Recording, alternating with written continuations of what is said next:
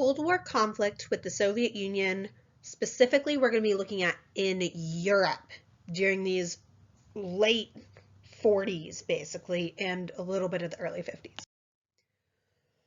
As much as the Soviet Union showed some restraint in certain areas, it was basically too little, too late from the American perspective. America is going to become particularly worried about a communist takeover in Greece because they felt like if the communists took over in Greece, that it would have this domino threat that might threaten the stability of like Italy, France, and the rest of the Middle East. So Truman is actually going to go to Congress and request from them $400 million specifically to fight off communism in Greece and Turkey and thus secure the free world. Congress is going to agree to this, and it is in this way basically the United States becomes this dominant power, especially in the Eastern Mediterranean area. This is also going to be basically the Truman Doctrine. The Truman Doctrine is this sweeping declaration of Truman asking for money, where basically the president is pledging to use United States economic power to help free nations everywhere and thus resist the internal subversion and aggression. Keep in mind, Europe is actually going to be going through some rough times immediately after World War II. Germany is really close to famine, especially in the winter of 1946 through 47. A lot of Western European nations are bankrupt, and so they were unable to import like raw materials for factories to produce goods and everything. And on top of that, their medical systems were really overstressed. They couldn't control certain diseases, especially like tuberculosis. And so because of this, communist parties basically gain more and more traction in places like Italy, France, and Germany. And the United States does not want that. And so what they do is basically respond with unprecedented economic aid, which is the whole Truman Doctrine. Specifically, though, we're going to see Secretary of State George C. Marshall announce the European Recovery Plan in 1947, which is actually going to be dubbed by the press as the Marshall Plan. So this is the specific plan that is the United States committing to help rebuild Europe, specifically more so Western Europe. Technically, they are going to invite the Soviet Union and Eastern Europe to participate in the so-called Marshall Plan and thus gain economic aid as well.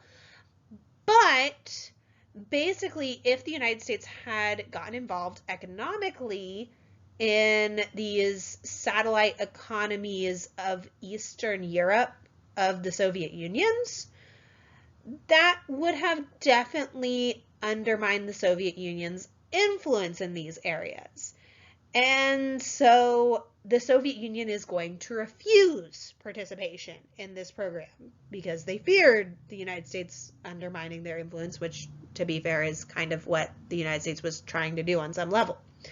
Instead, the Soviet Union is actually going to make their own economic association that is called the Mutual Economic Assistance, or CUMCON, in 1949. So it's basically the same idea, but the Soviet Union giving economic aid to the Eastern European countries that were under their influence.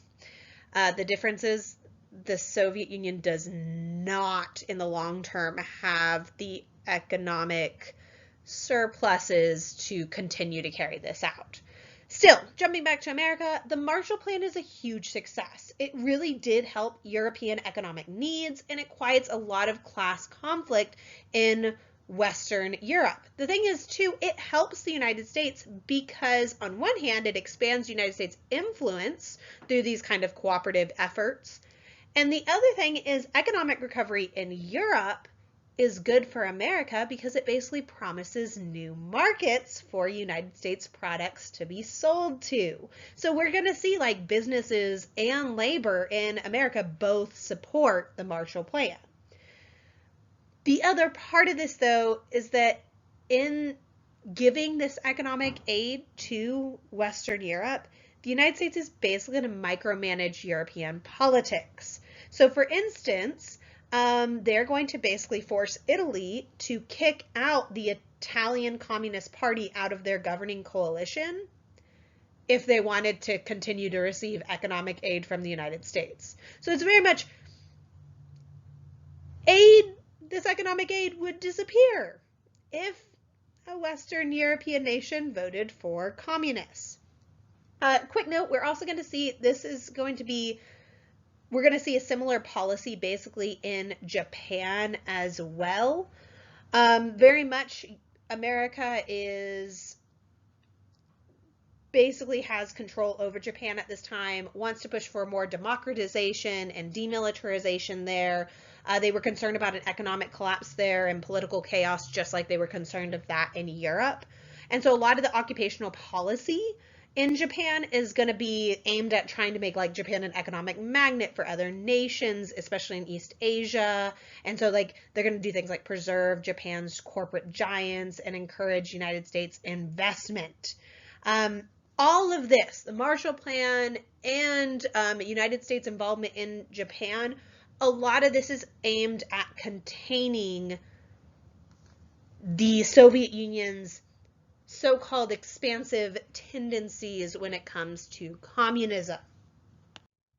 So what is the Soviet Union's reaction? This really puts the Soviet Union on the defense.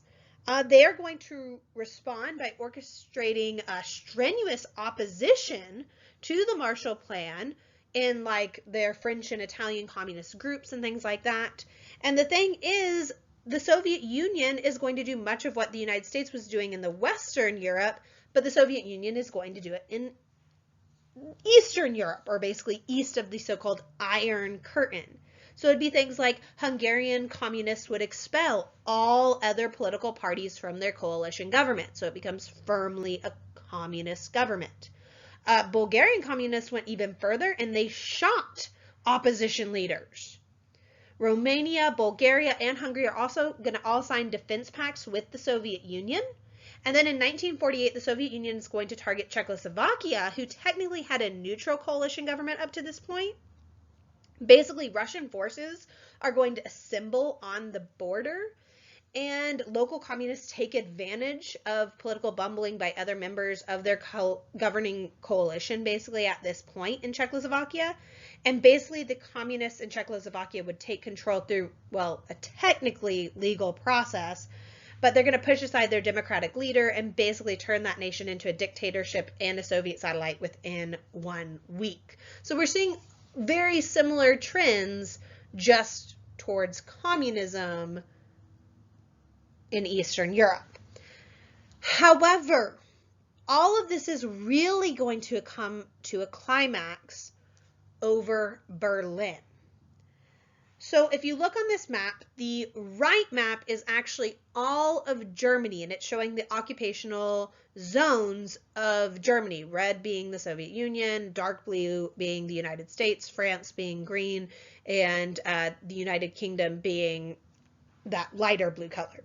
And you can see that Berlin, that point that all the planes are going towards, is located in the Eastern Bloc, or the Soviet Union occupational zone.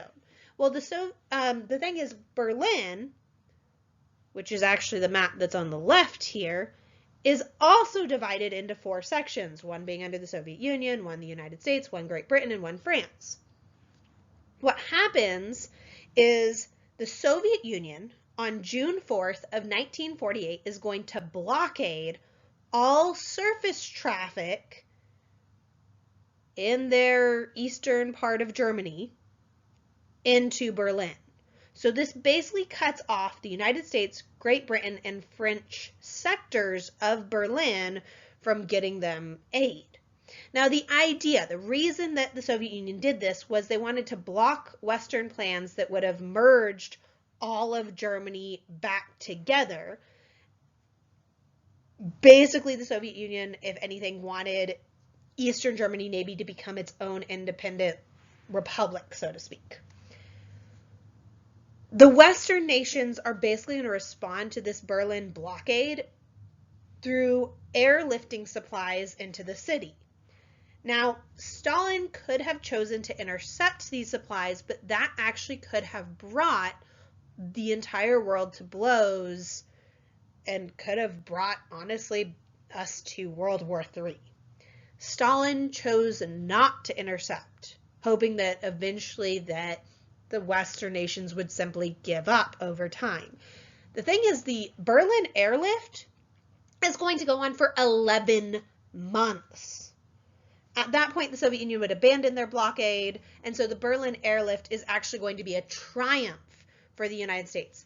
Please make note that this is happening in 1948.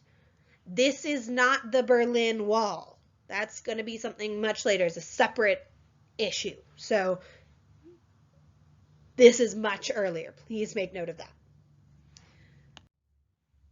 The entire issue with Berlin really shocked American leaders, and quite frankly, it backfired on the Soviet Union, because at that point, economic assistance to Western Europe looks inadequate now. Congress, therefore, in 1948 would respond by reinstating a military draft, as well as increasing defense spending. So there's this issue, this question of, will we actually end up going to war with the Soviet Union? So we're going to see this new defense spending is primarily going to be spent on like making new warplanes, partly because air power really was the easiest way for the United States to project their military power abroad. Also, the United States is going to create institutions that would run our foreign policy and centralize our national security. So it's going to be things like we see the creation of the CIA, the Central Intelligence Agency, which is handling intelligence gathering and covert operations. We get the creation of the NSC, which is the National Security Council, basically assembling all those top diplomatic and military advisors onto one specific committee. We're also going to see in 1949 the creation of the Department of Defense. Basically, this is consolidating all of the military so that they can oversee the Army, the Navy, and the Air Force all in one place. On April of 1949 as well, we're going to see 10 European nations, the United States and Canada, all sign the North Atlantic Treaty, basically, which was a mutual defense pact. This is going to commit America to NATO, which is the North Atlantic Treaty Organization. And basically, one part of this treaty and this organization meant that the United States had to give military aid and deploy United States troops to Western Europe. I've seen this described basically as sort of like a marriage contract between Europe and the United States, specifically more Western Europe and the United States. Also keep in mind, this is something the United States had avoided entangling themselves with Europe this much militarily and everything for about 160 years. Really, up until like World War I, we had seen the Monroe Doctrine, where it's very much like you stay on your side of the ocean, we'll stay on our side of the ocean, had really dictated a lot of America's relationship with Europe. And so this is now really mingling America much more with Europe than ever before.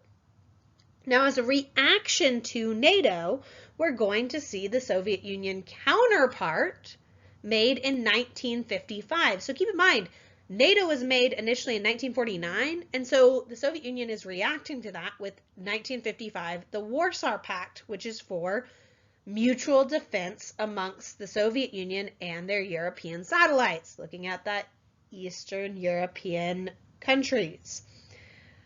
I should also mention that later the United States is also going to sign contracts with like the Western Pacific, like Australia and New Zealand as well. So we're seeing kind of everyone is marking their so-called territory. So I want you to take a second and I want you to actually step into the Soviet Union's shoes in all of this. And I ask you this question: how can one defend the Soviet Union's actions in this time period?